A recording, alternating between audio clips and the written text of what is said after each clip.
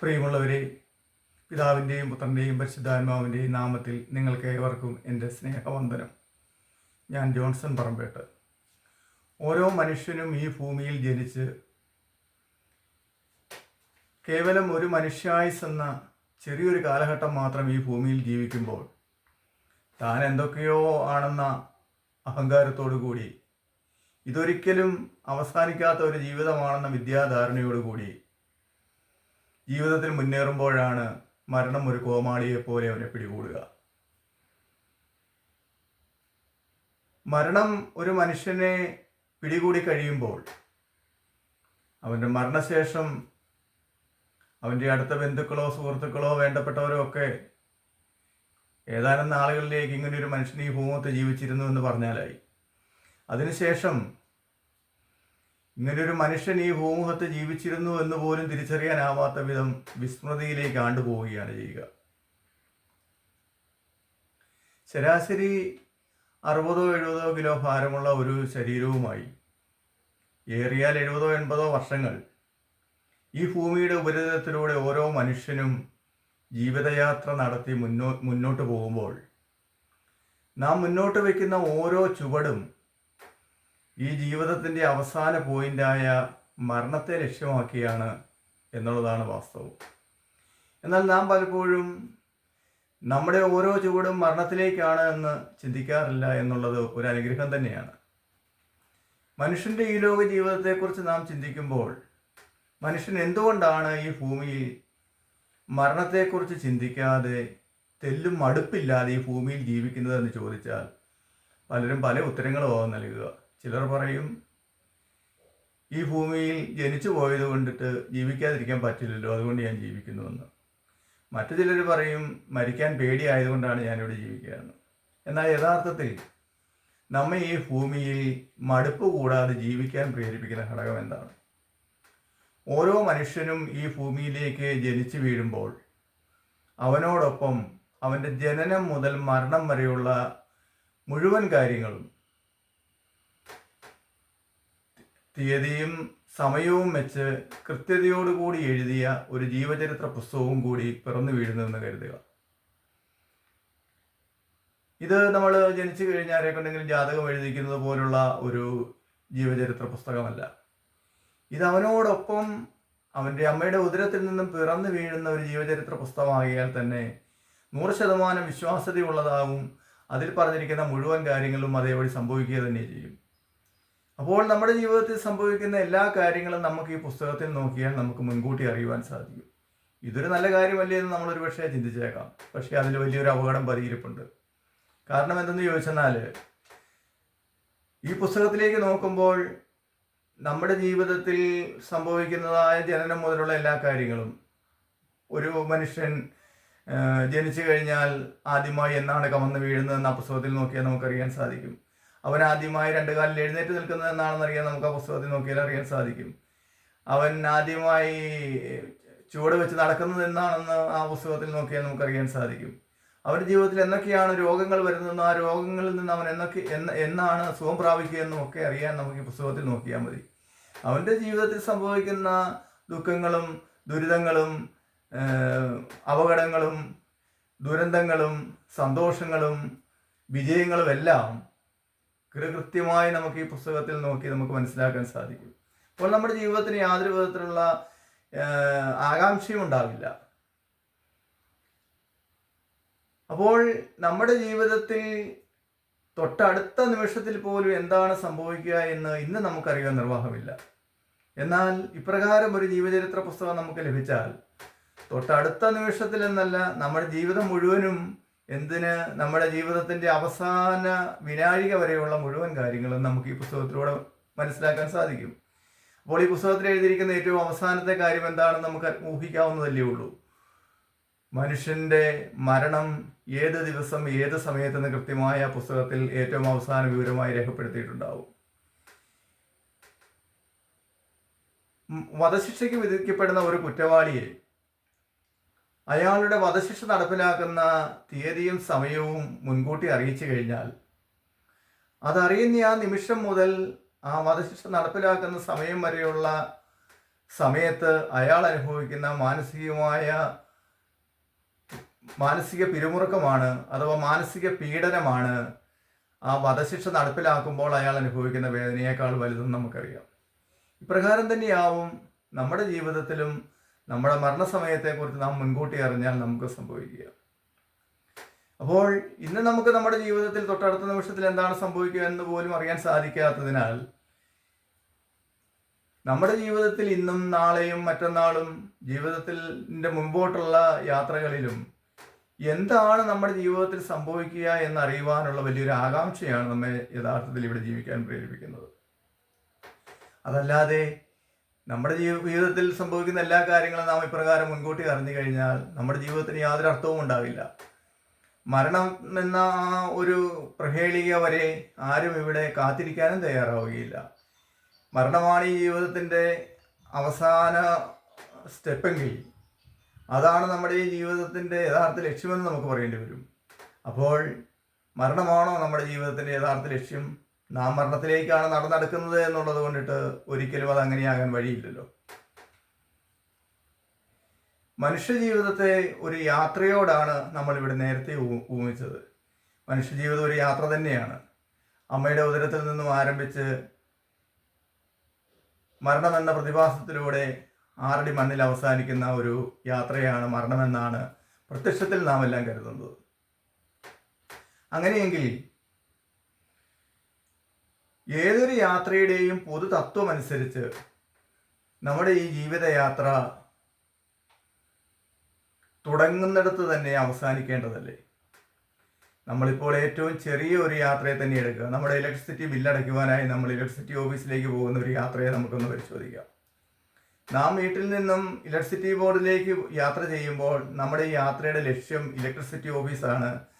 ആ യാത്രയുടെ ദൗത്യം എന്ന് പറയുന്നത് ഇലക്ട്രിസിറ്റി ബില്ല് അടയ്ക്കുക എന്നതാണ്. നമ്മൾ ഇലക്ട്രിസിറ്റി ബോർഡിൻ്റെ ഓഫീസിലെത്തുകയും അവിടെ പോയി കറണ്ട് ബില്ല് അടയ്ക്കുകയും ചെയ്തു എന്നുള്ളത് കൊണ്ട് ആ യാത്ര അവസാനിക്കുന്നില്ല. അത് നമ്മൾ ആ യാത്രയെ ലക്ഷ്യത്തിലെത്തുകയും ആ ദൗത്യം പൂർത്തിയാക്കുകയും ചെയ്തു എന്നതിനപ്പുറം ആ യാത്ര അവിടെ അവസാനിക്കുന്നില്ല. ആ യാത്ര അവസാനിക്കണമെങ്കിൽ അവിടെ നിന്ന് തിരിച്ച് നമ്മൾ യാത്ര എവിടെ നിന്നാണോ ആരംഭിച്ചത് അവിടേക്ക് നാം മടങ്ങിയെത്തേണ്ടതായിട്ടുണ്ട്. ഇപ്രകാരം തന്നെയാണ് നമ്മുടെ ഈ ലോക ജീവിതയാത്രയും. നമ്മുടെ ഈ ലോക ജീവിതം അമ്മയുടെ ഉദരത്തിൽ നിന്നാണ് യഥാർത്ഥത്തിൽ ആരംഭിച്ചതെങ്കിൽ തീർച്ചയായും ഈ യാത്രയുടെ അവസാനം നാം അമ്മയുടെ ഉദരത്തിലേക്ക് മടങ്ങിയെത്തേണ്ടതായിട്ടുണ്ട്. എന്നാൽ അതൊരിക്കലും സാധ്യമല്ല എന്ന് നമുക്ക് കൃത്യമായിട്ട് അറിയാം. അതിനാൽ തന്നെ നമ്മുടെ ഈ ലോക ജീവിതത്തിൻ്റെ തുടക്കം, ആരംഭം എന്ന് പറയുന്നത് അമ്മയുടെ ഉദരത്തിലല്ലെന്നും അതിനപ്പുറം മറ്റെവിടെയോ ആണെന്നും നാം കണ്ടെത്തേണ്ടതായിട്ടുണ്ട്. അതെവിടെയാണ് എന്ന് അന്വേഷിക്കുമ്പോഴാണ് നാം പ്രധാനമായും ജീവിതത്തിൻ്റെ അർത്ഥതലങ്ങളെപ്പറ്റി കൂടുതലായി നാം ചിന്തിക്കേണ്ടത്. മനുഷ്യൻ്റെ ഈ ലോക ജീവിതത്തിൻ്റെ അർത്ഥതലങ്ങൾ എന്താണ് എന്ന് നാം ചിന്തിക്കുമ്പോൾ മനുഷ്യൻ ഈ ഭൂമിയിൽ ജനിച്ച് ഇവിടെ കുറച്ചു കാലം ജീവിച്ച് മരിക്കുന്നത് എന്തിനു വേണ്ടിയാണ് എന്ന് ചിന്തിക്കുന്നിടത്താണ് അതിൻ്റെ അർത്ഥവ്യാപ്തി നമുക്ക് മനസ്സിലാക്കാൻ സാധിക്കുക. മനുഷ്യൻ്റെ ജനനം മുതൽ മരണം വരെ മാത്രമാണ് ഈ ലോക ജീവിതമെങ്കിൽ തീർച്ചയായും ഈ ലോക ജീവിതം മരണത്തോടുകൂടി അവസാനിക്കുന്നെന്നും അതിനാൽ തന്നെ ഈ ജീവിതം അർത്ഥശൂന്യമാണെന്ന് നമുക്ക് പറയേണ്ടി വരും. സഭാപ്രസംഗത്തിന്റെ പുസ്തകം 2-ാം അധ്യായം 21-ാമത്തെ വചനത്തിൽ ഇപ്രകാരം പറയുന്നുണ്ട്: ഒരുവൻ തൻ്റെ ജ്ഞാനവും അറിവും സാമർഥ്യവും കൊണ്ട് അധ്വാനിച്ചുണ്ടാക്കിയത് അതിനുവേണ്ടി അശേഷം അധ്വാനിക്കാത്തവന് ആസ്വദിക്കാൻ വിട്ടുകൊടുക്കേണ്ടി വരിക എന്ന് പറഞ്ഞാൽ നാം ഈ ലോക ജീവിതത്തിൽ നേടിയെടുത്തതെല്ലാം വ്യർത്ഥമാണെന്നാണ്. അതിനർത്ഥം നമ്മുടെ ഈ ലോക ജീവിതം എന്നത് തന്നെ അർത്ഥശൂന്യമായ ഒരു കാര്യമാണെന്ന് നമുക്ക് പറയേണ്ടി വരും. എന്നാൽ നമ്മുടെ ഈ ലോക ജീവിതത്തിന് എന്തെങ്കിലും ഒരു അർത്ഥം കണ്ടെത്തണമെന്നുണ്ടെങ്കിൽ ഈ ലോക ജീവിതത്തിന് അപ്പുറവും ഇപ്പുറവും എന്തെങ്കിലും കൂടി ഉണ്ട് എന്ന് നാം കണ്ടെത്തിയാൽ മാത്രമേ നമുക്ക് സാധിക്കുകയുള്ളൂ. അതിനുള്ള എന്തെങ്കിലും ഒരു സൂചന നമുക്ക് ലഭിക്കുന്നുണ്ടോ എന്നതാണ് നാം ആദ്യം അന്വേഷിക്കേണ്ടത്. നമ്മൾ ഈ പറഞ്ഞതുപോലെ നമ്മുടെ ജീവിതത്തെ ഒരു യാത്രയുമായി താരതമ്യം ചെയ്യുമ്പോൾ ആ ജീവിതയാത്രയുടെ തുടക്കം അമ്മയുടെ ഉദരത്തിലും ഒടുക്കം മരണത്തിലൂടെ 6 അടി മണ്ണിലുമാണെന്നുണ്ടെങ്കിൽ തീർച്ചയായിട്ടും അത് ഒരു യാത്രയുടെ ഗണത്തിൽ ഉൾപ്പെടില്ലെന്ന് നമ്മൾ കണ്ടു. തീർച്ചയായും അമ്മയുടെ ഉദരത്തിൽ ഉരുവാകുന്നതിന് മുമ്പ് നാം ഉണ്ടെങ്കിൽ മാത്രമേ ഉള്ളൂ മരണശേഷവും എന്തെങ്കിലും ഉണ്ടാകുവാൻ സാധ്യതയുള്ളൂ. ഒരുവന്റെ മരണത്തോടുകൂടി അവൻ്റെ ഈ ലോക ജീവിതം എല്ലാ അർത്ഥത്തിലും അവസാനിക്കുകയാണെന്നാണ് മനുഷ്യൻ പൊതുവെ കരുതി വച്ചിരിക്കുന്നത്. എന്നാൽ ഈ ഭൂമിയിൽ ജീവിച്ചിരുന്ന അനേകം ആളുകൾ മരണശേഷം എന്തെങ്കിലും ഉണ്ടോ എന്ന് അറിഞ്ഞതിന് ശേഷം തങ്ങൾ മടങ്ങി വരാമെന്ന് പറഞ്ഞെന്ന് കട്ടായം പറഞ്ഞു പോയ ധാരാളം ആളുകളുണ്ട്. എന്നാൽ ഇപ്പറഞ്ഞ ആളുകൾക്ക് ആർക്കും മടങ്ങി വരാനായില്ല എന്നുള്ളത് മരണശേഷം ഒന്നും ഇല്ല എന്നോ അതല്ലെങ്കിൽ മരണശേഷം എന്തെങ്കിലും ഉണ്ടെങ്കിൽ അവർക്ക് മടങ്ങി വരാനാവാത്ത വിധമുള്ള ഒരു ബന്ധനാവസ്ഥയിലാണ് അവരെന്നോ നമുക്ക് കരുതേണ്ടതായി വരും. തീർച്ചയായും ഇപ്രകാരം മനുഷ്യൻ്റെ ഈ ലോക ജീവിതത്തിന് മുൻപും പിൻപുമുള്ള കാര്യങ്ങളെക്കുറിച്ച് നാം അന്വേഷിക്കുമ്പോൾ അതൊരു മിസ്റ്ററി എന്നാണ് നാം അതിനെക്കുറിച്ച് പറയുക. കാരണം മനുഷ്യൻ്റെ ഈ ലോക ജീവിതത്തിന് മുൻപും പിൻപുമുള്ള കാര്യങ്ങൾ നമ്മുടെ കണ്ണുകൾക്ക് കാണുവാനോ നമ്മുടെ കാതുകൾക്ക് കേൾക്കുവാനോ നമ്മുടെ മനസ്സുകൊണ്ട് ഗ്രഹിക്കുവാനോ നമുക്ക് സാധിക്കുന്ന കാര്യങ്ങളല്ല. മനുഷ്യൻ്റെ ചിന്തയ്ക്കും ബുദ്ധിക്കും ഭാവനയ്ക്കും അപ്പുറമുള്ള ഇതുപോലുള്ള കാര്യങ്ങളെയെല്ലാം നാം ദൈവവുമായി ചേർത്താണ് പലപ്പോഴും ചിന്തിക്കാറുള്ളത്. ദൈവവും ഒരു മിസ്റ്ററി ആയതുകൊണ്ടാണ് നാം ഇപ്രകാരം ചെയ്യുന്നത്. ദൈവത്തെക്കുറിച്ചുള്ള അറിവിലേക്കും ഇതുപോലെയുള്ള ദൈവവുമായി ബന്ധപ്പെട്ട എല്ലാ കാര്യങ്ങളും നാം കൂടുതലായി അന്വേഷിക്കുന്നത് വിശുദ്ധ ഗ്രന്ഥമായ ബൈബിളിലാണ്. ബൈബിൾ നാം വായിക്കുകയും പഠിക്കുകയും ധ്യാനിക്കുകയും ഒക്കെ ചെയ്യുന്നത് ദൈവത്തെക്കുറിച്ച് അറിയുവാനും ദൈവത്തെ കണ്ടെത്തുവാനും ദൈവത്തെ അന്വേഷിക്കുവാനും ഇതുപോലുള്ള ദൈവവുമായി ബന്ധപ്പെട്ട കാര്യങ്ങൾ അറിയുവാനും വേണ്ടിയാണ്. എന്നാൽ ബൈബിളിൽ മുഴുവൻ എത്ര ആഴമായി നാം പരതിയാലും, ബൈബിൾ ഇനി ഒരു 1000 ആവർത്തി വായിച്ചാലും, ബൈബിൾ മുഴുവൻ കാണാപ്പാഠം പഠിച്ചാലും, അതല്ലെങ്കിൽ ബൈബിൾ മുഴുവൻ നമ്മൾ അരച്ച് കലക്കി കുടിച്ചാൽ പോലും ബൈബിളിൽ ഒരിടത്തും നമുക്ക് ദൈവത്തെ കണ്ടെത്താനാവില്ല എന്നുള്ളതാണ് വസ്തുത.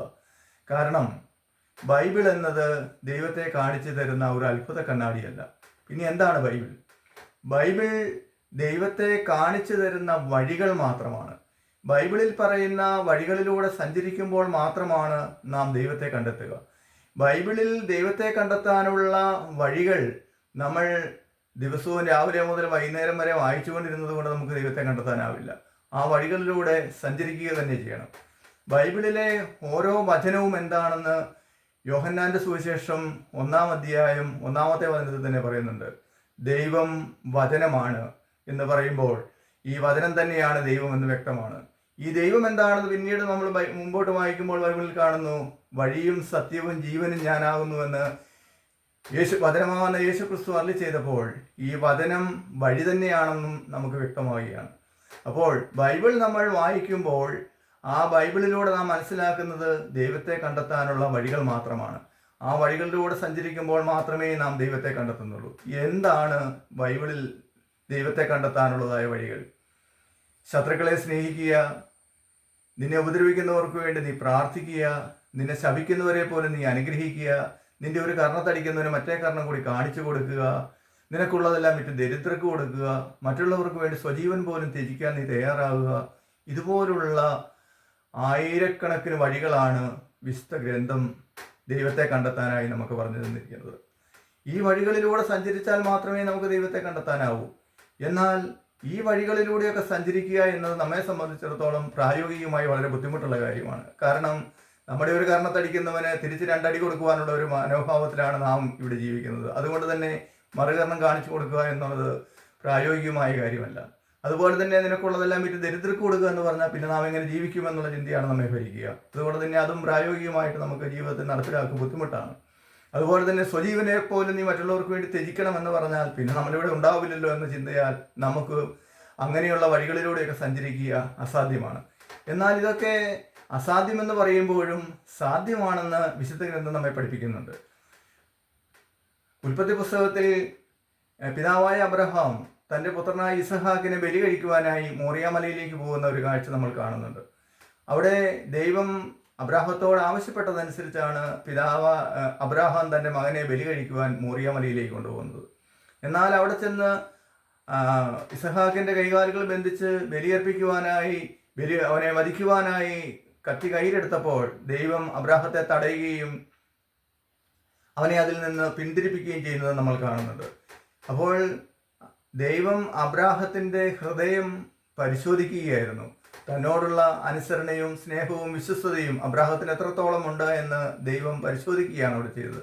ഇപ്രകാരം തന്നെ ജീവിതത്തിൽ പ്രതിസന്ധികളും ബുദ്ധിമുട്ടുകളും കുരിശുകളും ഒക്കെ ഉണ്ടാകുമ്പോൾ ദൈവം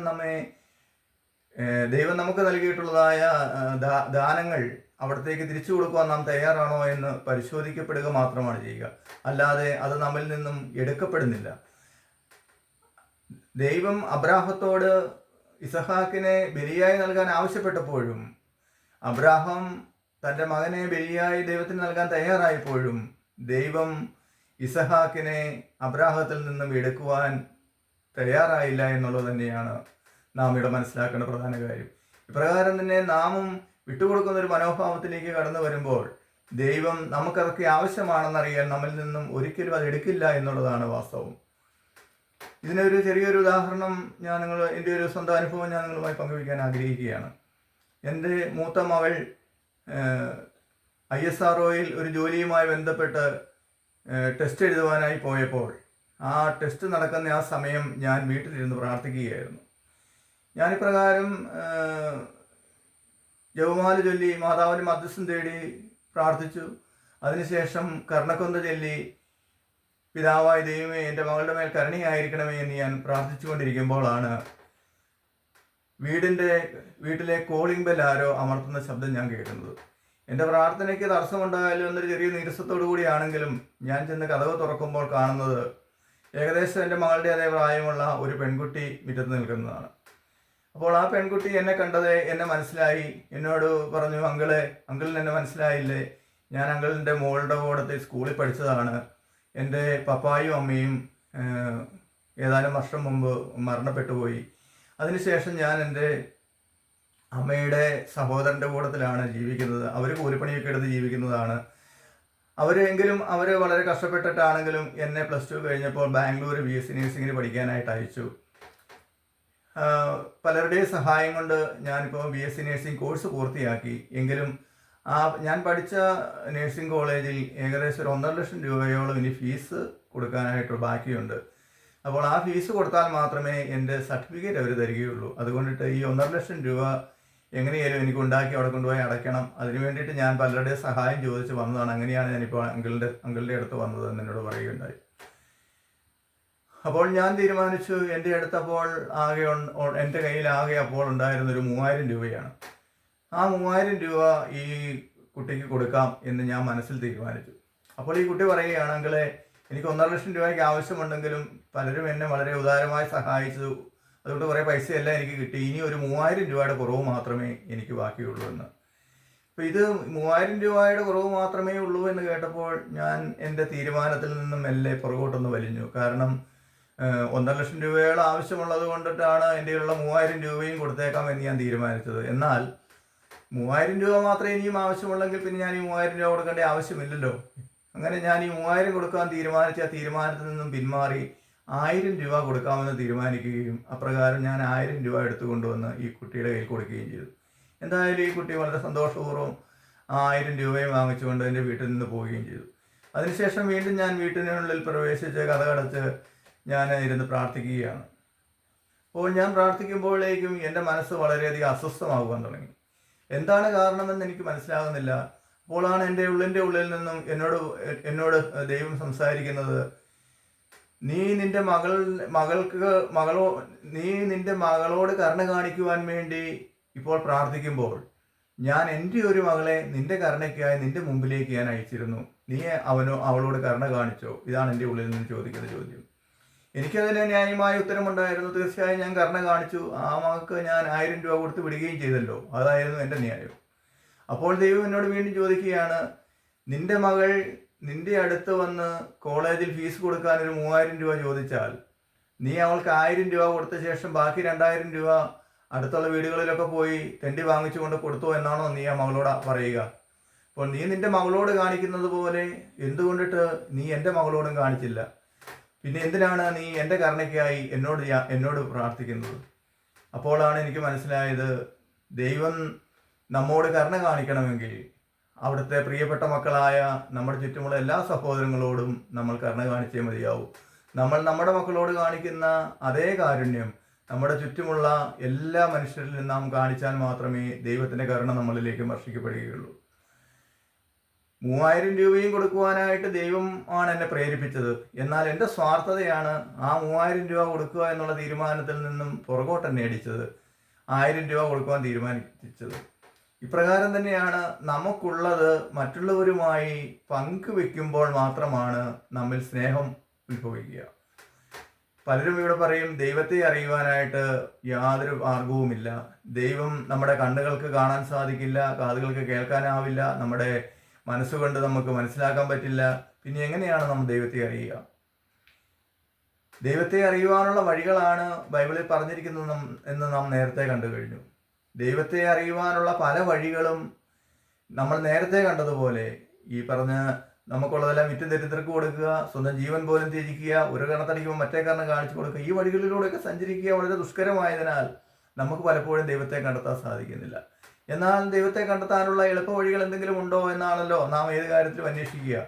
അതുപോലെ തന്നെ ദൈവത്തെയും കണ്ടെത്താനുള്ള എളുപ്പ വഴികൾ തീർച്ചയായും ബൈബിളിലുണ്ടാവും. വിശുദ്ധ മത്തായിയുടെ സുവിശേഷം 12-ാം അധ്യായം 33-ാമത്തെ വചനത്തിൽ പ്രകാരം പറയുന്നുണ്ട്, ഫലത്തിൽ നിന്നാണ് വൃക്ഷത്തെ അറിയുന്നതെന്ന്.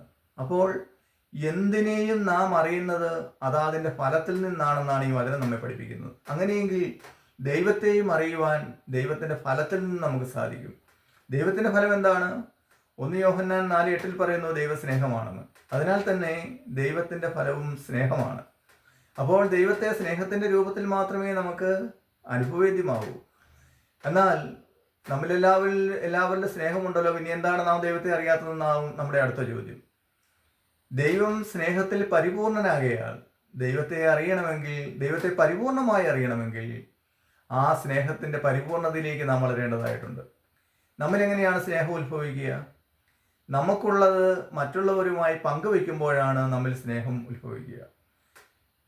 എനിക്കുണ്ടായ അനുഭവത്തിൽ പറഞ്ഞതുപോലെ 3000 രൂപ എൻ്റെ കയ്യിൽ ഉണ്ടായിരുന്നെന്നും ഒരു ഭാഗം മാത്രമായ 1000 രൂപ ഞാൻ ആ കുട്ടിക്ക് കൊടുത്തപ്പോൾ എനിക്കുള്ളതിൻ്റെ ഒരു ഭാഗം മാത്രമാണ് ഞാൻ പങ്കുവയ്ക്കാൻ തയ്യാറായത്. അപ്പോൾ എന്നിൽ ഉണ്ടാവുക ഭാഗികമായ ഒരു സ്നേഹം മാത്രമായിരിക്കും. അപ്രകാരം ഭാഗികമായ സ്നേഹം മാത്രമാണ് എന്നിൽ ഉണ്ടാകുന്നതെങ്കിൽ ഞാൻ ദൈവത്തെ ഭാഗികമായി മാത്രമേ അറിയൂ. എന്നാൽ എൻ്റെ കയ്യിലുണ്ടായിരുന്ന 3000 രൂപയും ഞാൻ ആ കുട്ടിക്ക് കൊടുത്തിരുന്നുവെങ്കിൽ എനിക്കുള്ളത് പൂർണ്ണമായും ഞാൻ ആ കുട്ടിയുമായി പങ്കുവയ്ക്കാൻ തയ്യാറായതിനാൽ തന്നെ എന്നിൽ സ്നേഹം പൂർണ്ണമാകുമായിരുന്നു. അപ്പോൾ എനിക്ക് ദൈവത്തെ പൂർണ്ണമായി അറിയുവാൻ സാധിക്കുമായിരുന്നു. അതുപോലെ തന്നെ സ്നേഹത്തിൻ്റെ പരിപൂർണതയുണ്ട്. ആ പരിപൂർണത എന്നതാണ് നമ്മുടെ ജീവനെ പോലും മറ്റുള്ളവർക്ക് വേണ്ടി ബലി കഴിക്കുവാൻ തയ്യാറാവുക എന്നുള്ളത്. അതാണ് യേശുക്രിസ്തു നമുക്ക് കാണിച്ചു തന്നത്. ആ സ്നേഹത്തിൻ്റെ പരിപൂർണതയാണ്. അപ്രകാരം സ്നേഹത്തിൽ നമുക്ക് പരിപൂർണരാകാൻ സാധിക്കുമ്പോൾ, മറ്റുള്ളവർക്ക് വേണ്ടി സ്വജീവനെ കൂടി വിട്ടുകൊടുക്കുന്ന ഒരു മനോഭാവത്തിലേക്ക് നമുക്ക് വളരുവാൻ സാധിക്കുമ്പോൾ നാം സ്നേഹത്തിൽ പരിപൂർണരാകുന്നു. അപ്പോൾ നാം ദൈവത്തെ പരിപൂർണമായി അറിയുന്നു. ദൈവത്തെക്കുറിച്ചുള്ള നിഗൂഢ രഹസ്യങ്ങൾ പോലും അറിയുവാൻ നാം പ്രാപ്തരാകുന്നു.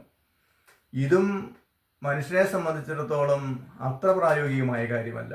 ഇപ്രകാരം സ്നേഹത്തിൽ പൂർണ്ണരാവുക, പരിപൂർണരാവുക എന്നൊക്കെയുള്ളത്. അപ്പോൾ പിന്നെ എന്താണ് മാർഗം? നമ്മുടെ കണ്ണുകൾക്കും കാതുകൾക്കും നമ്മുടെ മനസ്സിനും പ്രാപ്യമായിട്ടുള്ള ദൈവത്തിൻ്റെ എന്തെങ്കിലും ഫലം ഈ ഭൂമിയിലുണ്ടോ എന്ന് നാം അന്വേഷിക്കുക. തീർച്ചയായും ഉണ്ട്. കാരണം ദൈവം തൻ്റെ സ്നേഹത്തിൻ്റെ പൂർണ്ണതയിൽ സൃഷ്ടിക്കപ്പെട്ടവരാണ് ഈ ലോകത്തുള്ള ഓരോ മനുഷ്യരും. അതുകൊണ്ട് തന്നെ ദൈവത്തിൻ്റെ സ്നേഹഫലങ്ങളാണ് നാം ഈ ഭൂമിയിൽ കാണുന്ന ഓരോ മനുഷ്യരുമെന്ന് നമുക്കറിയാം. എന്നാൽ നമ്മുടെ ചുറ്റുമുള്ള മനുഷ്യരെ നമുക്ക് മനസ്സിലാക്കണമെന്നുണ്ടെങ്കിൽ അവരെയും അവരുടെ ഫലങ്ങളിൽ നിന്ന് മാത്രമേ നമുക്ക് സാധിക്കുകയുള്ളൂ.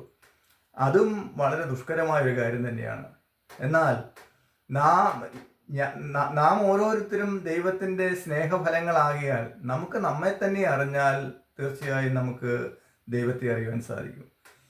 ഈ ഭൂമിയിൽ ജീവിക്കുന്ന ഓരോ മനുഷ്യനും താൻ എന്തെന്ന് അറിയുന്നില്ലെങ്കിൽ, ഈ മനുഷ്യൻ എന്ന് പറഞ്ഞാൽ എന്താണെന്ന് അവൻ അറിയുവാൻ സാധിക്കുന്നില്ലെങ്കിൽ, ഈ ലോകത്ത് മറ്റെന്തെല്ലാം അറിവുകൾ നേടിയാലും അതുകൊണ്ട് എന്ത് പ്രയോജനം? ഒരു മനുഷ്യൻ താൻ എന്താണെന്ന് അറിയുന്നത് നമ്മൾ നേരത്തെ പറഞ്ഞ മത്തായിയുടെ സുവിശേഷം 12-ാം അധ്യായം 33-ാം വചനം അനുസരിച്ച് ഫലത്തിൽ നിന്ന് തന്നെയാണ്. നാം നമ്മെ അറിയുന്നത് നമ്മുടെ ഫലത്തിൽ നിന്നാണ്. നാം എങ്ങനെയാണ് ഫലം പുറപ്പെടുവിക്കുന്നത്? നമ്മുടെ പ്രവൃത്തികളിലൂടെയാണ് നാം ഫലം പുറപ്പെടുവിക്കുന്നത്. ഞാനിപ്പോൾ നിങ്ങളോട് സംസാരിക്കുന്നത് ഒരു പ്രവൃത്തിയാണ്. ഞാനിപ്പോൾ ചെയ്യുന്നതായ ഈ പ്രവൃത്തി എൻ്റെ നാവും മധുരവും ഉപയോഗിച്ചാണ് ചെയ്യുന്നതെങ്കിലും അതിൻ്റെ പിന്നിൽ തീർച്ചയായും മറ്റ് 2 ഘടകങ്ങൾ കൂടിയുണ്ട്. ഒന്ന്, എൻ്റെ ആന്തരാത്മാവിൽ നിന്നും ഉള്ള വലിയൊരു സന്ദേശമാണ് ഞാൻ നിങ്ങൾക്ക് പകർന്നു നൽകുന്നത്. അത് പകർന്നു നൽകുവാൻ എൻ്റെ മനസ്സിലുണ്ടാകുന്ന ചിന്തകളും അതിന് ഉപോത്ബലകമായിട്ടുണ്ട്. അപ്പോൾ ഏതൊരു പ്രവൃത്തിയുടെ പിന്നിലും നമ്മുടെ ആത്മാവിൽ നിന്ന് ഉത്ഭവിക്കുന്ന ഒരു വികാരവും നമ്മുടെ മനസ്സിൽ നിന്നും ഉണ്ടാകുന്ന വിചാരവും അതേ തുടർന്നുള്ള ഒരു പ്രവൃത്തിയുമാണ് നമ്മുടെ ശരീരത്തിൽ നിന്നുണ്ടാവുക. ഇത് എത്രത്തോളം ശരിയാണ് എന്ന് നമുക്ക് മനസ്സിലാക്കുവാൻ നിസ്സാരമായ ഒരു പ്രവൃത്തിയെ നമുക്ക് എടുത്തൊന്ന് പരിശോധിച്ച് നോക്കാം. നമ്മുടെ ശരീരത്തിൽ ഒരു കൊതുക് വന്ന് കുത്തുന്നു എന്ന് കരുതുക. നമ്മുടെ ശരീരത്തിൽ ഒരു കൊതുക് കുത്തിയാൽ നാം ഉടനെ ആ കൊതുകിനെ അടിക്കുക എന്നതാണ് നമ്മിൽ നിന്നുണ്ടാകുന്ന പ്രവൃത്തി. നമ്മുടെ ശരീരത്തിൽ കൊതുക് കുത്തിയതിനും നമ്മൾ ആ കൊതുകിനെ അടിച്ചതിനും ഇടയിൽ രണ്ട് കാര്യങ്ങൾ നടക്കുന്നുണ്ട് എന്നതിനാലാണ് നമ്മിൽ നിന്നും കൊതുകിനെ അടിക്കുക എന്നൊരു പ്രവൃത്തി ഉണ്ടായത്. എന്താണ് നമ്മെ കൊതുക് കുത്തുന്നതിനും നാം കൊതുകിനെ അടിക്കുന്നതിനും ഇടയ്ക്ക് നടക്കുന്നതായ രണ്ട് കാര്യങ്ങൾ? കൊതുക് നമ്മെ കുത്തിയപ്പോൾ നമ്മിൽ വേദന ഉണ്ടാവുകയും ആ വേദനയെ തുടർന്ന് നമുക്ക് ഈ വേദനയ്ക്ക് കാരണക്കാരനായ കൊതുകിനോടുള്ള ഒരു വെറുപ്പ് നമ്മുടെ ഉള്ളിൽ ഉത്ഭവിക്കുകയും ചെയ്യുന്നു. ഈ വെറുപ്പിന്റെ ചുവട് പിടിച്ച് ഈ വെറുപ്പ് പ്രകടിപ്പിക്കാൻ എന്ത് ചെയ്യണം എന്നുള്ളൊരു ചിന്ത നമ്മുടെ മനസ്സിൽ നിന്നുണ്ടാകുന്നു. അതിനെ തുടർന്ന് നമ്മുടെ മനസ്സ് നമ്മുടെ ശരീരത്തിന് നിർദ്ദേശം നൽകുന്നു, ഈ വെറുപ്പ് പ്രകടിപ്പിക്കുവാനായി നീ നിന്റെ കൈകൊണ്ട് ആ കൊതുകിനെ അടിക്കുക എന്ന്. അപ്പോഴാണ് നമ്മുടെ ശരീരം കൊതുകിനെ അടിക്കുക എന്നൊരു പ്രവൃത്തി ചെയ്യുന്നത്. ഇവിടെ വെറുപ്പ് എന്നൊരു വികാരം നമ്മിൽ എവിടെ നിന്നുണ്ടായി എന്ന് നാം ചിന്തിക്കുമ്പോൾ അത് തീർച്ചയായും നമ്മുടെ ആത്മാവിൽ നിന്നാണ് എന്ന് നമുക്ക് കണ്ടെത്തേണ്ടി വരും. വെറുപ്പെന്നുള്ള വികാരം നമ്മുടെ ആത്മാവിൽ നിന്നുണ്ടാകുമോ എന്ന് ന്യായമായി സംശയിക്കുന്നവരുണ്ടാകാം. അതിനും നമുക്ക് തീർച്ചയായും മറുപടിയുണ്ട്. കാരണം സാധാരണ മനുഷ്യരായ നമ്മളെയൊക്കെ കൊതുക് കുത്തുമ്പോഴാണ് നാം ആ കൊതുകിനെ അടിക്കുക എന്ന പ്രവൃത്തി ചെയ്യുന്നത്. എന്നാൽ വിശുദ്ധ ഫ്രാൻസിസ് അസിസിയെ പോലെയുള്ള വിശുദ്ധരായ മനുഷ്യരെ ഒരു കൊതുക് കുത്തിയാൽ അവരൊരിക്കലും ആ കൊതുകിനെ അടിക്കില്ല, അവർ ആ കൊതുകിനെ യാതൊരു വിധത്തിലും ഉപദ്രവിക്കില്ല, ആ കൊതുകിനെ അവർ വെറുതെ വിടുകയേ ചെയ്യൂ.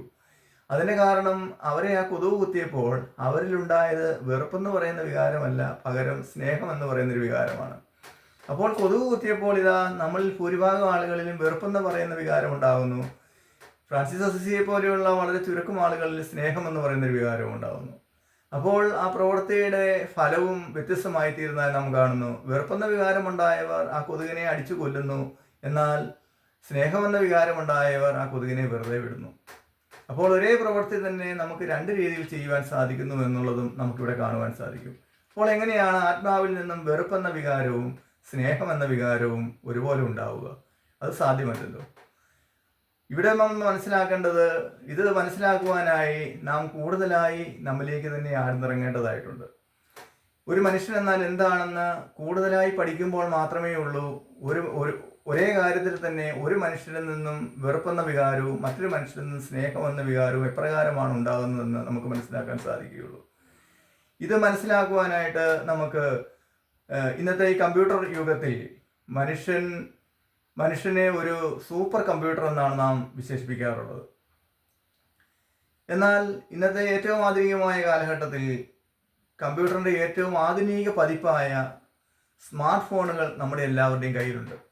അതിനാൽ തന്നെ നമുക്ക് ഏറ്റവും ചിരപരിചിതമായ സ്മാർട്ട് ഫോണിനോട് നമുക്ക് ഓരോ മനുഷ്യനെയും ഒന്ന് ഊഹിച്ചു നോക്കാം.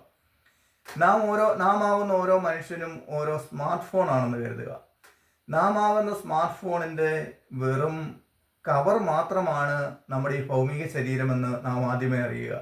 അല്ല എങ്കിൽ നമ്മുടെ ഈ ശരീരമാണ് ഈ സ്മാർട്ട് ഫോൺ എന്ന രീതിയിൽ നാം ചിന്തിച്ചെന്നാൽ നമുക്ക് ശരിയായ അർത്ഥത്തിലേക്ക് നമുക്ക് ചെന്നെത്താൻ സാധിക്കുകയില്ല. അപ്പോൾ നമ്മുടെ ശരീരം ഈ നമ്മിലുള്ള യഥാർത്ഥ സ്മാർട്ട് ഫോണിൻ്റെ വെറും കവർ മാത്രമാണ്. അപ്പോൾ നമ്മിലുള്ള യഥാർത്ഥ സ്മാർട്ട് ഫോൺ എന്താണ്? നമ്മിലുള്ള യഥാർത്ഥ സ്മാർട്ട് ഫോൺ എന്ന് പറയുന്നത് നമ്മിലുള്ള ആന്തരിക മനുഷ്യനാണ്. ആന്തരിക മനുഷ്യനെ കുറിച്ച് മനസ്സിലാക്കണമെന്നുണ്ടെങ്കിൽ നാം ആദിയിൽ ദൈവം മനുഷ്യനെ സൃഷ്ടിച്ചിടത്തേക്കൊന്ന് പോകേണ്ടതായിട്ടുണ്ട്. ദൈവം ആദിയിൽ മനുഷ്യനെ സൃഷ്ടിച്ച് ഏദൻ തോട്ടത്തിൽ അവനെ വിട്ടപ്പോൾ ആ ആദ്യ മനുഷ്യരായ ആദവും ഹവ്വയും സ്വർഗീയരായിരുന്നു എന്നതാണ് വാസ്തവം. കാരണം ഏദൻ തോട്ടം എന്ന് വിളിക്കപ്പെടുന്ന സ്വർഗീയ ആരാമവും പർദീസായുമായ ഈ ഏദൻ തോട്ടം സ്വർഗത്തിൻ്റെ ഒരു ഭാഗം തന്നെയായിരുന്നു. അതുകൊണ്ടാണല്ലോ ഈ ഏദൻ തോട്ടം നമുക്ക് ഭൂമിയിൽ ഒരിടത്തും ഇന്ന് കണ്ടെത്താൻ സാധിക്കാത്തത്. ഏദൻ തോട്ടമെന്ന സ്വർഗത്തിൻ്റെ ഭാഗം തന്നെയായ ഒരു സ്ഥലത്ത് വെച്ച് സൃഷ്ടിക്കപ്പെട്ട മനുഷ്യൻ സ്വർഗത്തിൽ വെച്ച് തന്നെയാണ് സൃഷ്ടിക്കപ്പെട്ടത് എന്നുള്ളതാണ് നാം ഇവിടെ തിരിച്ചറിയേണ്ട ആദ്യ കാര്യം. അതിനാൽ തന്നെ ആ മനുഷ്യൻ സ്വർഗീയനായിരുന്നു. ആ മനുഷ്യൻ്റെ ശരീരവും സ്വർഗീയ ശരീരവുമായിരുന്നു. ഇപ്രകാരം അവരുടെ ശരീരം സ്വർഗീയ ശരീരമായിരുന്നു എന്ന് നമുക്ക് കൂടുതൽ വ്യക്തമാകുന്നത് ദൈവകൽപ്പന ലംഘിച്ച് നന്മതിന്മകളുടെ വൃക്ഷത്തിൽ നിന്നും വിലക്കപ്പെട്ട കനി അവർക്ക് ഭക്ഷിച്ചപ്പോൾ അവർക്ക് സംഭവിച്ചത് എന്താണെന്ന് നാം മനസ്സിലാക്കുന്നതിലൂടെയാണ്. നന്മതിന്മകളുടെ വൃക്ഷത്തിൽ നിന്നും വിലക്കപ്പെട്ട കനി ഭക്ഷിച്ചപ്പോൾ അവർക്ക് നഗ്നത അനുഭവപ്പെട്ടു എന്നാണ് ഉൽപ്പത്തി പുസ്തകത്തിൽ പറഞ്ഞിരിക്കുന്നത്. നഗ്നത അനുഭവപ്പെടുക എന്ന് പറഞ്ഞാൽ അതിൻ്റെ അർത്ഥം അവർക്ക് നിലവിലുണ്ടായിരുന്ന വസ്ത്രം നഷ്ടപ്പെട്ടു എന്നാണ് മനസ്സിലാകുക. ദൈവം ആദ്യത്തെ ഹവ്വായെ സൃഷ്ടിച്ച് ഏദൻ തോട്ടത്തിലാക്കുമ്പോൾ അവരോട് പറഞ്ഞിരുന്നു, നിങ്ങൾ നന്മതിന്മകളുടെ വൃക്ഷത്തിലെ ഫലം ഭക്ഷിച്ചാൽ ആ നിമിഷം നിങ്ങൾ മരിക്കുമെന്ന്. എന്നാൽ ആ ഫലം ഭക്ഷിച്ചപ്പോൾ അവർക്ക് മരണം സംഭവിച്ചതായി ബൈബിളിൽ ഒരിടത്തും എഴുതി വച്ചിരിക്കുന്നതായി നാം കാണുന്നില്ല. എന്നാൽ അവർക്ക് നഗ്നത അനുഭവപ്പെട്ടുവെന്നും അവരുടെ കണ്ണുകൾ തുറന്നുവെന്നും മാത്രമാണ് ബൈബിളിൽ എഴുതിയിരിക്കുന്നത്. അപ്പോൾ അവർക്ക് അവിടെ നഷ്ടപ്പെട്ട അവരുടെ വസ്ത്രം എന്തായിരുന്നു എന്ന് നാം പരിശോധിക്കുമ്പോഴാണ് അവർക്ക് നഷ്ടപ്പെട്ട വസ്ത്രം അവരുടെ സ്വർഗീയ ശരീരമാകുന്ന വസ്ത്രമാണ് എന്ന് നാം മനസ്സിലാക്കുക. ഈ സ്വർഗീയ ശരീരം എപ്രകാരമാണ് എന്ന് താബോർ മലയിൽ വെച്ച് ഈശോ ശിഷ്യന്മാർക്ക് രൂപാന്തരപ്പെട്ടപ്പോൾ കാണിച്ചു കൊടുത്തിട്ടുണ്ട്. ഒരു പ്രകാശ വസ്ത്രം കണക്കെ പ്രശോഭിക്കുന്നതാണ് ഈ സ്വർഗീയ ശരീരമെന്ന് ഈശോ താബോർ മലയിൽ വെച്ച് നമുക്ക് കാണിച്ചു തന്നു. അതിനാൽ തന്നെ സ്വർഗീയ ശരീരം എന്നത് ഒരു പ്രകാശ വസ്ത്രമാണെന്നും ആ പ്രകാശ വസ്ത്രമാകുന്ന സ്വർഗീയ ശരീരം മരണം വഴി അവർക്ക് നഷ്ടപ്പെട്ടപ്പോഴാണ് അവർക്ക് നഗ്നത അനുഭവപ്പെട്ടതെന്നും നാം മനസ്സിലാക്കേണ്ടതുണ്ട്. നമ്മുടെ ഈ ഭൗമിക ജീവിതത്തിലും നമ്മുടെ ഭൗമിക ശരീരമാകുന്ന വസ്ത്രം നഷ്ടപ്പെടുന്നതിനെയാണ് നാം മരണമെന്ന് വിളിക്കുന്നത്. ഇപ്രകാരം തന്നെ ഏദൻ തോട്ടത്തിൽ വെച്ചും സ്വർഗീയ ശരീരമാകുന്ന പ്രകാശ വസ്ത്രം അവർക്ക് നഷ്ടപ്പെട്ടു, അഥവാ പ്രകാശ വസ്ത്രം അണഞ്ഞുപോയി. അപ്പോഴാണ് അവർക്ക് നഗ്നത അനുഭവപ്പെട്ടത്. എന്നാൽ അവരുടെ ആ സ്വർഗീയ ശരീരമാകുന്ന പ്രകാശ വസ്ത്രം അവരിൽ നിന്നും അഴിഞ്ഞു പോയപ്പോൾ, അല്ലെങ്കിൽ അണഞ്ഞു പോയപ്പോൾ, അല്ലെങ്കിൽ അവർക്ക് നഷ്ടപ്പെട്ടപ്പോഴും അവരിൽ അവശേഷിച്ചത് എന്തോ അതാണ് അവരിലെ ആന്തരിക മനുഷ്യൻ. അത് തന്നെയാണ് ഓരോ മനുഷ്യനിലെയും ആന്തരിക മനുഷ്യൻ. അപ്പോൾ പിന്നെ എങ്ങനെയാണ് മനുഷ്യൻ ഭൗമികരായത് എന്നുള്ള ചോദ്യം അവിടെ ഉയരുന്നു. അവർ പ്രകാരം നഗ്നരായി ഏദൻ തോട്ടത്തിൽ നിൽക്കുമ്പോഴാണ് ദൈവം അവരെ തോലുകൊണ്ടുള്ള ഒരു ഉടയാട ധരിപ്പിച്ചതായി ഉൽപ്പത്തി പുസ്തകത്തിൽ പറയുന്നത്. ദൈവം തൻ്റെ സ്വന്തം കരം കൊണ്ട് അവരെ ധരിപ്പിച്ച തോലുകൊണ്ടുള്ള ആ വസ്ത്രമാണ് പിന്നീട് അവർക്ക് ഭൗമിക ശരീരമായി തീർന്നത്. അങ്ങനെ ഭൗമികരായിരുന്ന അവരെ ഏദൻ തോട്ടത്തിൽ നിന്നും ഈ ഭൗമികാവസ്ഥയിലേക്ക് പുറത്താക്കപ്പെടുകയാണ് ചെയ്തത്. ആദ്യ മനുഷ്യനായ ആദ്യത്തെ ഹവ്വായെയും തോലുകൊണ്ടുള്ള ഭൗമിക ശരീരം എന്ന വസ്ത്രം ദൈവം സ്വന്തം കരം കൊണ്ട് ധരിപ്പിച്ചുവെങ്കിൽ നാം ഓരോരുത്തരുമാകുന്ന മനുഷ്യരെ അമ്മയുടെ ഉദരമാകുന്ന ഡ്രസ്സിംഗ് റൂമിൽ വെച്ച് ഈ ഭൗമിക ശരീരം ധരിപ്പിക്കുന്നു എന്നൊരു വ്യത്യാസം മാത്രമേ ഉള്ളൂ. അങ്ങനെ മനുഷ്യർ ഭൗമികരായി തീർന്നു. ഇതിന് സമാനമായി തന്നെയാണ് ധൂർത്തപുത്രന്റെ കഥയിലും പറയുന്നത്. പിതാവായ ദൈവത്തിന്റെ ഭവനത്തിൽ എല്ലാ സൗഭാഗ്യങ്ങളോടും കൂടി ജീവിച്ചിരുന്ന ധൂർത്തപുത്രൻ പിതാവിനെ ധിക്കരിച്ചപ്പോൾ ആ സ്വർഗീയ വസതിയിൽ നിന്നും പുറത്തു പോരുവാൻ നിർബന്ധിതനായി. ഇപ്രകാരം തന്നെയാണ് നാമും നമ്മുടെ പിതാവായ ദൈവത്തോടൊപ്പം സ്വർഗീയ വസതിയിൽ വസിച്ചിരുന്ന നമ്മൾ, സ്വർഗീയ ശരീരത്തോടു കൂടി ജീവിച്ചിരുന്ന നമ്മൾ, ആദവും ഹവ്വായും ചെയ്ത അനുസരണക്കേടിന് സമാനമായി, ധൂർത്തപുത്രന്റെ അനുസരണക്കേടിന് സമാനമായി നാമും ജന്മപാപം എന്ന അനുസരണക്കേട് വഴിയായി സ്വർഗീയ അവസ്ഥയിൽ നിന്നും ഈ ഭൗമിക അവസ്ഥയിലേക്ക് മാറ്റപ്പെട്ടു. സ്വർഗീയ ശരീരത്തിലായിരുന്ന നാം ഈ ഭൗമിക ശരീരത്തിലേക്ക് മാറ്റപ്പെട്ടു. അങ്ങനെ നാം ഈ ഭൂമിയിൽ എത്തപ്പെട്ടു. അപ്പോൾ നാം ഇവിടെ സംസാരിച്ചത് നമ്മിലുള്ള ആന്തരിക മനുഷ്യൻ എന്താണ് എന്നുള്ളതാണ്. നാം സ്വർഗീയ ശരീരം നഷ്ടപ്പെട്ടപ്പോൾ നമ്മൾ അവശേഷിച്ചത് എന്തോ അതാണ് നമ്മുടെ ആന്തരിക മനുഷ്യൻ. നമ്മെ ഭൗമിക ശരീരം ധരിപ്പിക്കുന്നതിന് മുമ്പ് നമ്മിലുണ്ടായിരുന്നത് എന്താണോ അതാണ് നമ്മിലെ ആന്തരിക മനുഷ്യൻ. ആ ആന്തരിക മനുഷ്യനാണ് നാം ആകുന്ന യഥാർത്ഥ സ്മാർട്ട് ഫോൺ. ആ സ്മാർട്ട് ഫോണിൻ്റെ വെറും പുറം കവചമായ ഒരു കവർ മാത്രമാണ് നമ്മുടെ ഈ ഭൗമിക ശരീരം എന്നത്. ഇപ്രകാരമുള്ള നാം ആകുന്ന സ്മാർട്ട് ഫോണിൽ 2 സിം കാർഡുകളാണ് കിടക്കുക. എങ്ങനെയാണ് ഈ 2 സിം കാർഡുകൾ വന്നതെന്ന് കൂടി നാം പരിശോധിക്കേണ്ടതായിട്ടുണ്ട്. ഇതിൽ കിടക്കുന്ന ഒന്നാമത്തെ സിം കാർഡ് ദൈവത്തിൻ്റെ ആത്മാവാകുന്ന സിം കാർഡാണ്. ദൈവം ആദിയിൽ മനുഷ്യന് രൂപം കൊടുത്ത് അവൻ്റെ നാസാരന്ധ്രങ്ങളിലേക്ക് തൻ്റെ ജീവന്റെ ശ്വാസം നിശ്വസിച്ചപ്പോൾ ദൈവം അവനെ നിക്ഷേപിച്ചതാണ് തൻ്റെ ആത്മാവാകുന്ന ഒന്നാമത്തെ സിം കാർഡ്. എന്നാൽ രണ്ടാമത്തെ സിം കാർഡായ സാത്താൻ്റെ സിം കാർഡ് മനുഷ്യൻ ഏദൻ തോട്ടത്തിൽ വെച്ച് ദൈവകൽപ്പന ലംഘിച്ച് വിലക്കപ്പെട്ട കനി ഭക്ഷിച്ചപ്പോൾ ആ കനിയുടെ രൂപത്തിൽ അവൻ്റെ ഉള്ളിൽ പ്രവേശിച്ചതാണ് രണ്ടാമത്തെ സിം കാർഡായ ഈ ലോകത്തിൻ്റെ ആത്മാവ്.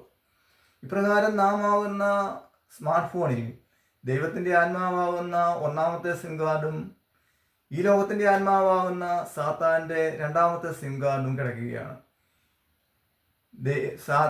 ഈ ലോകത്തിൻ്റെ ആത്മാവാകുന്ന സാത്താൻ്റെ സിം കാർഡ് നമ്മിലേക്ക് വീണ നിമിഷത്തിൽ തന്നെ 2 സിം കാർഡുകൾ നമ്മിൽ വന്നതിനാലും ഒരേ സമയം ഈ 2 സിം കാർഡുകളും നമ്മിൽ ആക്ടിവേറ്റ് ആകില്ല എന്നതിനാലും ഒരു സിം കാർഡിൽ നിന്നും മറ്റേ സിം കാർഡിലേക്ക് സ്വിച്ച് ചെയ്യുവാൻ ഒരു ഓപ്പറേറ്റിംഗ് സിസ്റ്റം ആവശ്യമായി വന്നു. അപ്രകാരം നമ്മിൽ രൂപപ്പെട്ട ഓപ്പറേറ്റിംഗ് സിസ്റ്റമാണ് ആദിയിൽ മനുഷ്യൻ ഈ വിലക്കപ്പെട്ട കനി ഭക്ഷിച്ചപ്പോൾ അവൻ്റെ കണ്ണുകൾ തുറക്കപ്പെട്ടു എന്നതിലൂടെ വ്യക്തമാക്കിയിരിക്കുന്നത്. എന്താണ് ഈ വിലക്കപ്പെട്ട കനി ഭക്ഷിച്ചപ്പോൾ തുറക്കപ്പെട്ട അവൻ്റെ കണ്ണ്? അതവൻ്റെ അകക്കണ്ണാകുന്ന മനസ്സാണ് അവനിൽ തുറക്കപ്പെട്ടത്. ഇപ്രകാരം അവനിൽ ഒരു ഓപ്പറേറ്റിംഗ് സിസ്റ്റം രൂപപ്പെട്ടു. നമ്മുടെ മനസ്സാകുന്ന ഈ ഓപ്പറേറ്റിംഗ് സിസ്റ്റം പൂർണ്ണമായും നമ്മുടെ നിയന്ത്രണത്തിലാണ്. കാരണം നമ്മിലുള്ള 2 സിം കാർഡിൽ ഏത് സിം കാർഡിലാണ് നാം വ്യാപരിക്കേണ്ടതെന്ന് തീരുമാനിക്കുവാനുള്ള പൂർണ്ണ സ്വാതന്ത്ര്യം നമുക്ക് നൽകിയിട്ടുണ്ട്. അതിനാൽ തന്നെ മനസ്സാകുന്ന ഓപ്പറേറ്റിംഗ് സിസ്റ്റത്തെ പൂർണ്ണമായും നമ്മുടെ കൺട്രോളിൽ തന്നുകൊണ്ട് നമുക്കിഷ്ടമുള്ള സിം കാർഡിൽ വ്യാപരിക്കുവാൻ നമ്മുടെ മനസ്സാകുന്ന ഓപ്പറേറ്റിംഗ് സിസ്റ്റത്തിലൂടെ നമുക്ക് സാധിക്കും. നാം ഈ ഭൂമിയിൽ ജീവിക്കുന്നതിനാലും ഈ ലോകത്തിൻ്റെ മോഹങ്ങൾ നമ്മളെ പിന്തുടരുന്നതിനാലും നാം ഈ ശരീരത്തിലായിരിക്കുന്നതിനാലും നാം കൂടുതലായും ഈ ലോകത്തിൻ്റെ ആത്മാവാകുന്ന സിം കാർഡ് ആക്ടിവേറ്റ് ആകുവാനാവും കൂടുതൽ ഉത്സുകരാകുക. നമ്മിൽ ആക്ടിവേറ്റായി നിൽക്കുന്നത് ഈ ലോകത്തിൻ്റെ ആത്മാവാകുന്ന സാത്താൻ്റെ സിം കാർഡ് ആണെങ്കിൽ നാം എപ്പോഴും അവൻ്റെ നെറ്റ്വർക്കിലാവും വ്യാപരിക്കുക. അവൻ്റെ നെറ്റ്വർക്കിൽ നിന്നും പാപമാകുന്ന അശുദ്ധി നമ്മിലേക്ക് ഡൗൺലോഡ് ചെയ്യുകയും നമ്മിൽ സേവ് ചെയ്യപ്പെടുകയും നമ്മിൽ അവൻ്റെ അശുദ്ധി നിറയുകയും ചെയ്യും. നമ്മൾ നേരത്തെ ഇവിടെ പരിശോധിച്ചതുപോലെ നമ്മളെ ഒരു കൊതുക് കുത്തുമ്പോൾ നമ്മിൽ നിന്നും വെറുപ്പെന്ന് പറയുന്നൊരു വികാരമാണ് ഉത്ഭവിക്കുന്നതെങ്കിൽ അപ്പോൾ നമ്മൾ ആക്ടിവേറ്റ് ആയി നിൽക്കുന്നത് ഈ ലോകത്തിൻ്റെ ആത്മാവാകുന്ന സാത്താൻ്റെ സിം കാർഡാണെന്ന് ഉറപ്പിക്കാം. എന്നാൽ വിശുദ്ധ ഫ്രാൻസിസ് അസീസിയെ പോലെ നമ്മെ ഒരു കൊതുക് കുത്തുമ്പോൾ നമ്മിൽ നിന്നും വെറുപ്പെന്ന് പറയുന്നൊരു വികാരമല്ല, പകരം സ്നേഹമെന്നൊരു വികാരമാണ് നമ്മൾ ഉത്ഭവിക്കുന്നതെങ്കിൽ അപ്പോൾ നമ്മൾ ആക്ടിവേറ്റ് ആയിരിക്കുന്നത് ഈ ലോകത്തിൻ്റെ ആത്മാവല്ലെന്നും ദൈവത്തിൻ്റെ ആത്മാവ് തന്നെയാണെന്നും നമുക്ക് ഉറപ്പിക്കുവാൻ സാധിക്കും. അപ്പോൾ ഇതാണ് ഓരോ മനുഷ്യനും ആകുന്ന സ്മാർട്ട് ഫോണിൻ്റെ പ്രവർത്തനം നടക്കുന്നത്. ഓരോ മനുഷ്യനും ആകുന്ന സ്മാർട്ട് ഫോണിൽ ഇപ്രകാരം 2 സിം കാർഡുകൾ ആക്ടിവേറ്റ് ആക്കേണ്ടത് ഏതെന്ന് നമുക്ക് തീരുമാനിക്കാൻ സ്വാതന്ത്ര്യമുള്ളതിനാൽ നാം ഏത് സിം കാർഡാണോ ആക്ടിവേറ്റ് ആക്കി നിർത്തിയിരിക്കുന്നത് ആ സിം കാർഡിൻ്റെ നെറ്റ്വർക്കിൽ നാം വ്യാപരിക്കുന്നു. ആ നെറ്റ്വർക്കിൽ നിന്നും നാം ഡൗൺലോഡ് ചെയ്യുന്നത് എന്തോ അത് നമ്മിൽ സേവ് ചെയ്യപ്പെടുകയും ചെയ്യുന്നു. അതിൻ്റെ അടിസ്ഥാനത്തിലാണ് നമ്മിൽ നിന്നും പ്രവൃത്തികൾ ഉണ്ടാകുന്നത്. നമ്മിൽ ദൈവത്തിൻ്റെ ഫലങ്ങളായ സ്നേഹം, സമാധാനം, ആനന്ദം, ക്ഷമ, ദയ, നന്മ, വിശ്വസ്തത എന്നീ ഫലങ്ങളാണ് നമ്മിൽ ഡൗൺലോഡ് ചെയ്യപ്പെടുന്നതെങ്കിൽ നാം ഏറ്റവും വിശുദ്ധരായി വിശുദ്ധിയിൽ ഈ ഭൂമിയിൽ ജീവിക്കും. അതല്ല, ഈ ലോകത്തിൻ്റെ ആത്മാവാകുന്ന സാത്താൻ്റെ സിം കാർഡാണ് നമ്മൾ ആക്ടിവേറ്റ് ആയി നിൽക്കുന്നതെങ്കിൽ അവൻ്റെ നെറ്റ്വർക്കിൽ നിന്നും ഡൗൺലോഡ് ചെയ്തെടുക്കുന്ന എല്ലാ അശുദ്ധിയും നമ്മിൽ നിറയുകയും നമ്മിൽ സേവ് ചെയ്യപ്പെടുകയും ചെയ്യും. തൽഫലമായി പാപത്തിൽ മുങ്ങിയൊരു ജീവിതമാവും നാം ഈ ഭൂമിയിൽ നയിക്കുക. ഇപ്രകാരം നാം നമ്മുടെ ജീവിതത്തെ മുന്നോട്ട് കൊണ്ടുപോകുമ്പോൾ ഇവിടെ സംഭവിക്കുന്നത് നമ്മുടെ ജീവിതത്തിൻ്റെ അന്ത്യത്തിലേക്ക് തീർച്ചയായും നാം നടന്നെടുക്കേണ്ടതായുണ്ട് എന്നുള്ളതാണ്. ഈ ജീവിതം ഒരിക്കലും അവസാനിക്കാത്ത ഒരു ജീവിതമാണെന്നുള്ളൊരു ചിന്ത നമ്മിൽ പ്രവർത്തിക്കുന്ന ഈ ലോകത്തിൻ്റെ ആത്മാവ് നമുക്ക് നൽകിക്കൊണ്ടിരിക്കുന്നതിനാൽ നാം ഇതൊരിക്കലും അവസാനിക്കാത്തൊരു ജീവിതം എന്നുള്ള നിലയിൽ ജീവിതത്തെ മുന്നോട്ട് കൊണ്ടുപോകും. നാം എപ്പോഴും ഈ ലോകത്തിൻ്റെ ആത്മാവിൻ്റെ നെറ്റ്വർക്കിൽ തന്നെ വ്യാപരിക്കുവാൻ താല്പര്യപ്പെടുകയും ചെയ്യും. അങ്ങനെ ജീവിതം മുന്നോട്ട് പോകുമ്പോഴാവും അപ്രതീക്ഷിതമെന്നോളം മരണമെന്ന ഒരു പ്രതിഭാസം നമ്മെ പിടികൂടുക. അപ്പോൾ തീർച്ചയായും മരണത്തിലൂടെ നമുക്ക് സംഭവിക്കുക നമ്മിലുള്ള ഈ 2 സിം കാർഡുകളിൽ ഒന്ന് ഊരി മാറ്റപ്പെടുക എന്നുള്ളതാണ്. ആദിയിൽ ഏദൻ തോട്ടത്തിൽ ദൈവം നമുക്ക് രൂപം നൽകി അവിടുത്തെ ആത്മാവാകുന്ന സിം കാർഡ് നമ്മൾ നിക്ഷേപിച്ച അതേ അവസ്ഥയിലേക്കുള്ള മടങ്ങിപ്പോക്കിന് വേണ്ടിയാണ് മരണം എന്ന പ്രക്രിയയിലൂടെ നമ്മെ കടത്തിവിടുന്നത്. അതിനാൽ തന്നെ സാത്താൻ്റെ സിം കാർഡുമായി നമുക്കൊരിക്കലും ദൈവത്തിൻ്റെ സന്നിധിയിലേക്ക് പ്രവേശിക്കുക അസാധ്യമാണ്. അതിനാൽ തന്നെ നമ്മിലുള്ള രണ്ടാമത് വീണ സാത്താൻ്റെ സിം കാർഡ് ഊരി മാറ്റപ്പെടേണ്ടത് അനിവാര്യമാണ്. എന്നാൽ നമ്മുടെ ഭൗമിക ശരീരമാകുന്ന ഈ കവറ് നാം ആകുന്ന സ്മാർട്ട് ഫോണിൻ്റെ പുറമേ ഇങ്ങനെ കിടക്കുന്നതിനാൽ നമ്മുടെ ഈ ഭൗമിക ശരീരമാകുന്ന കവർ ഊരി മാറ്റിയാൽ മാത്രമേ നമ്മിലുള്ള സിം കാർഡ് നമുക്ക് ഊരുവാൻ സാധിക്കൂ. നമ്മൾ ഉപയോഗിക്കുന്ന സ്മാർട്ട് ഫോണിൻ്റെ കവർ ഊരി മാറ്റാതെ ആ സ്മാർട്ട് ഫോണിൽ കിടക്കുന്ന സിം കാർഡ് ഊരി മാറ്റാൻ നമുക്കാവില്ല എന്നുള്ളത് പോലെ തന്നെ നമ്മിലെ ആന്തരിക മനുഷ്യനാകുന്ന സ്മാർട്ട് ഫോണിൽ കിടക്കുന്നതായ സാത്താൻ്റെ സിം കാർഡ് ഊരി മാറ്റണമെങ്കിൽ നമ്മുടെ ഈ ഭൗമിക ശരീരമാകുന്ന കവർ ഊരി മാറ്റിയേ മതിയാവൂ. നമ്മുടെ ഈ ഭൗമിക ശരീരമാകുന്ന കവർ ഊരി മാറ്റുന്ന പ്രക്രിയയാണ് നമ്മൾ ഭൗമിക മരണം എന്ന് നമ്മളിവിടെ വിളിക്കുന്നത്. എന്നാൽ നമ്മിൽ കിടക്കുന്ന 2 സിം കാർഡുകളിൽ ഈ ലോകത്തിൻ്റെ ആത്മാവാകുന്ന സാത്താൻ്റെ സിം കാർഡ് തന്നെ ഊരി മാറ്റപ്പെടണമെങ്കിൽ നമ്മുടെ മരണസമയത്ത് നമ്മിൽ ആ സിം കാർഡ് ആക്ടിവേറ്റ് ആയി നിൽക്കാൻ പാടില്ല. കാരണം ഓരോ മനുഷ്യൻ്റെയും മരണസമയത്ത് അവനിൽ ആക്ടിവേറ്റ് ആയി നിൽക്കുന്ന സിം കാർഡ് ഏതാണോ ആ സിം കാർഡാകും ആത്യന്തികമായി മരണശേഷം അവനോടൊപ്പം ഉണ്ടാവുക. മരണസമയത്ത് അവനിൽ ആക്ടിവേറ്റ് ആകാതെ നിൽക്കുന്ന സിം കാർഡാണ് അവനിൽ നിന്നും ഊരി മാറ്റപ്പെടുക. എന്നാൽ മരണത്തിൻ്റെ അവസാന വിനാഴിക വരെ ഇപ്പം നല്ല കള്ളനെ പോലെയൊക്കെ നമ്മൾ സാത്താൻ്റെ സിം കാർഡ് ആക്ടിവേറ്റ് ആക്കി അവൻ്റെ നെറ്റ്വർക്കിൽ നിന്നും അശുദ്ധിയെല്ലാം ഡൗൺലോഡ് ചെയ്ത് നമ്മൾ സേവ് ചെയ്ത് നിറയ്ക്കുമ്പോൾ അപ്രതീക്ഷിതമായാണ് നമ്മളെ മരണം പിടികൂടുന്നത് എന്നതിനാൽ മരണത്തിൻ്റെ അവസാന വിനാഴികയിൽ നമുക്ക് ദൈവത്തിൻ്റെ സിം കാർഡ് ആക്ടിവേറ്റ് ആക്കുവാൻ സാധിക്കുമോ എന്ന് ന്യായമായി സംശയിച്ചേക്കാം. എന്നാൽ ധൂർത്തപുത്രനെ പോലെ ഒരു നിമിഷം നമ്മുടെ പിതാവായ ദൈവത്തിങ്കിലേക്കൊന്ന് തിരിഞ്ഞു നോക്കിയാൽ ആ നിമിഷം നമ്മിലുള്ള ദൈവത്തിൻ്റെ ആത്മാവ് ആക്ടിവേറ്റ് ആവും. അതല്ലെങ്കിൽ ഉയർപ്പിന് ശേഷം ഈശോ തോമാസ് ലീഹായ്ക്ക് പ്രത്യക്ഷപ്പെട്ടപ്പോൾ തോമാസ് ലീഹായുടെ അന്തരാത്മാവിൽ നിന്നും എൻ്റെ കർത്താവേ എൻ്റെ ദൈവമേ എന്ന് വിളിച്ചതുപോലുള്ള ഒരു വിളി നമ്മുടെ ഉള്ളിൽ നിന്നുണ്ടായാൽ മതി, ആ നിമിഷം നമ്മിലുള്ള ദൈവത്തിൻ്റെ ആത്മാവ് ആക്ടിവേറ്റ് ആവുക തന്നെ ചെയ്യും. അതിനാൽ നമ്മളുള്ള ദൈവത്തിൻ്റെ ആത്മാവിനെ ആക്ടിവേറ്റ് ആക്കുവാൻ അധിക സമയമോ സെക്കൻഡുകൾ പോലുമോ ആവശ്യമില്ല. ഒരേ ഒരു നിമിഷം നമ്മുടെ പിതാവായ ദൈവത്തിങ്കിലേക്കൊന്ന് തിരിഞ്ഞാൽ ആ നിമിഷം ആക്ടിവേറ്റ് ആകുന്നതാണ് നമ്മളുള്ള ദൈവത്തിൻ്റെ ആത്മാവ്. അപ്പോൾ നമ്മുടെ മരണത്തിൻ്റെ അവസാന വിനാഴികയിലാണ് നമ്മൾ ദൈവത്തിങ്കിലേക്ക് തിരിഞ്ഞു നോക്കുന്നതെങ്കിൽ പോലും അതുവരെയും നമ്മിൽ ഈ ലോകത്തിൻ്റെ ആത്മാവാകുന്ന സാത്താൻ്റെ സിം കാർഡാണ് ആക്ടിവേറ്റ് ആയി നിന്നതെങ്കിൽ പോലും നമ്മിലെ മരണത്തിൻ്റെ ആ നിമിഷത്തിൽ ദൈവത്തിൻ്റെ ആത്മാവ് ആക്ടിവേറ്റ് ആയതിനാൽ തന്നെ മരണശേഷം നമ്മൾ ദൈവത്തിൻ്റെ നെറ്റ്വർക്കാകുന്ന സ്വർഗരാജ്യത്തിന് അവകാശികളായിത്തീരും. എന്നാൽ അവിടെ ഒരു പ്രശ്നം അവശേഷിക്കുന്നുണ്ട്. നമ്മൾ ആ മരണത്തിൻ്റെ അവസാന വിനാഴികയിലാണ് ദൈവത്തിങ്കിലേക്ക് തിരിഞ്ഞത് എന്നതിനാലും ആ അവസാന നിമിഷമാണ് നമ്മിലെ ദൈവത്തിൻ്റെ ആത്മാവാകുന്ന സിം കാർഡ് ആക്ടിവേറ്റ് ആക്കിയത് എന്നതിനാലും അതുവരെയും നാം സാത്താൻ്റെ നെറ്റ്വർക്കിൽ നിന്നും ഡൗൺലോഡ് ചെയ്ത് നമ്മൾ സേവ് ചെയ്തിരുന്ന മുഴുവൻ അശുദ്ധിയും നമ്മിൽ തന്നെ അവശേഷിക്കുന്നുണ്ടാവും.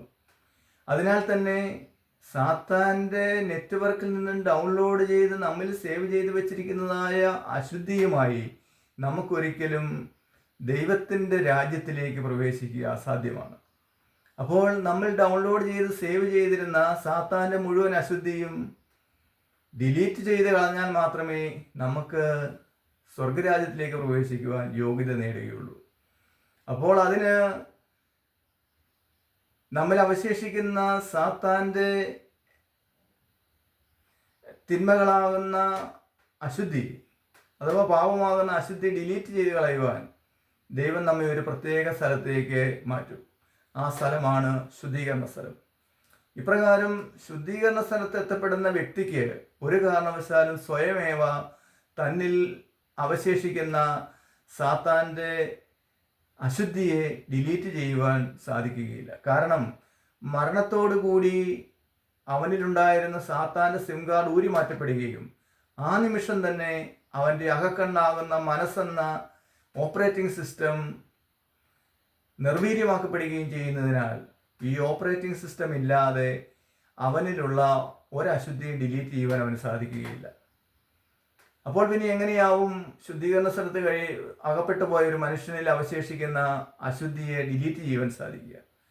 അതിന് സാധിക്കണമെങ്കിൽ ആ ശുദ്ധീകരണ സ്ഥലത്ത് അകപ്പെട്ടു പോയ മനുഷ്യൻ്റെ ഭൂമിയിൽ അവശേഷിക്കുന്നവരായ ബന്ധുക്കളോ സുഹൃത്തുക്കളോ സ്നേഹിക്കുന്നവരോ ഒക്കെ ആയവർ അവർക്ക് വേണ്ടി ദൈവത്തിൻ്റെ നെറ്റ്വർക്കിലൂടെ അവർക്ക് വേണ്ടി പ്രാർത്ഥിക്കുമ്പോൾ, അവർക്ക് വേണ്ടി വിശുദ്ധ കുർബാന അർപ്പിക്കുമ്പോൾ, അവർക്ക് വേണ്ടി ഈശോയുടെ തിരുരക്തം കൊണ്ട് അവരിലുള്ള അശുദ്ധിയെ കഴുകി ശുദ്ധമാക്കണമേ എന്ന് പ്രാർത്ഥിക്കുമ്പോൾ അവർ ശുദ്ധരാക്കപ്പെടും. അപ്പോൾ ശുദ്ധീകരണ സ്ഥലത്ത് ശുദ്ധരാക്കപ്പെടുവാനായി മാറ്റപ്പെട്ടിരിക്കുന്നതായ ആത്മാക്കളെ ശുദ്ധീകരിക്കുവാനുള്ള വലിയൊരു ഉത്തരവാദിത്വവും ചുമതലയും ഭൂമിയിൽ അവശേഷിക്കുന്നവരായ നമുക്കുണ്ട് എന്നത് നാം തിരിച്ചറിയണം. അതിൽ ഏറ്റവും പ്രധാനപ്പെട്ടത് വിശുദ്ധ ബലിയിലൂടെ ഈശോയുടെ തിരുരക്തം കൊണ്ട് ഈ ദൈവത്തിൻ്റെ നെറ്റ്വർക്കിലൂടെ അവരിലുള്ള അശുദ്ധിയെ കഴുകി വെടുപ്പാക്കുവാൻ നമുക്ക് സാധിക്കുമെന്നുള്ളതാണ്.